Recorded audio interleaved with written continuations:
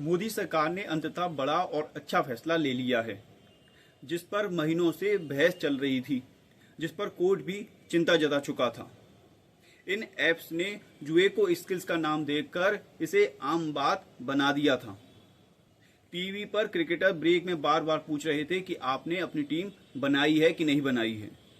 उस ऑनलाइन जुए की दुनिया पर अब लगाम कस दी गई है।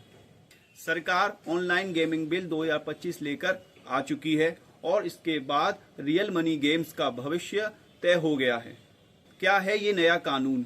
इस कानून के तहत अब कोई भी ऐसा गेम जिसमें असली पैसे का दांव लगाया जाता है पूरी तरह से बैन होगा। यानी ड्रीम 11, माई 11 सर्कल, रमी सर्कल, MPL जैसे रियल मनी गेमिंग एप्स अब बंद हो जाएंगे। वहीं फ्री फायर, PUBG, BGMI जैसे इंटरटेनमेंट गेम्स पर कोई रोक नहीं होगी। यदि कोई कंपनी ऐसे गेम चलाती है तो उसे 3 साल जेल या 1 करोड़ का जुर्माना देना पड़ेगा, और कोई इनका प्रचार करता है तो उसे 2 साल की जेल या 50 लाख का जुर्माना देना होगा। सरकार को ये कानून क्यों लाना पड़ा?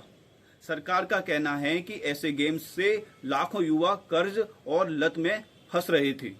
अब केवल ई स्पोर्ट्स और सोशल गेम्स को बढ़ावा दिया जाएगा। रिपोर्ट्स के मुताबिक भारत में करीब 60 करोड़ लोग ऐसे रियल मनी गेम्स से जुड़े हुए थे। ये लोग इन खेलों में हर साल लगभग 20,000 करोड़ हार जाते थे। ये केवल पैसे का नुकसान नहीं था, बल्कि हजारों लोग कर्ज में डूब गए, मानसिक बीमारियों का शिकार हो गए और कई मामलों में लोगों ने आत्महत्या तक कर ली। दोस्तों, ये ऐप्स जुए की लत लगा रहे थे और युवा पीढ़ी को बर्बाद कर रहे थे। दुर्भाग्य की बात यह है कि इन कंपनियों को प्रमोट करने वाले कोई और नहीं, बल्कि हमारे क्रिकेटर्स और बॉलीवुड के एक्टर्स ही थे। ड्रीम 11 तो सीधे सीधे भारतीय क्रिकेट टीम को स्पॉन्सर कर रहा है। वहीं माई 11 सर्कल ने IPL सीजन तक स्पॉन्सर किया। वैसे जब इन लोगों ने गुटखा, शराब तक के विज्ञापन किए हैं तो फिर जुए को प्रमोट करना इनके लिए कोई नई बात नहीं है। ये लोग कभी आदर्श नहीं बन सकते। सच्चाई यही है कि इन्हें समाज की कोई परवाह नहीं है। इन्हें केवल पैसे से मतलब है, वरना पूरी टीम देश को जुआरी बनाने में नहीं लगती। अब सवाल यह है कि आपके पैसे का क्या होगा? यदि आपने ऐसे किसी ऐप में पैसा लगाया है तो घबराइए मत, आप कभी भी अपना पैसा निकाल सकते हैं। लेकिन मेरी व्यक्तिगत सलाह है कि आप अभी तुरंत अपना पैसा निकाल लें और होने वाले नुकसान से बचें।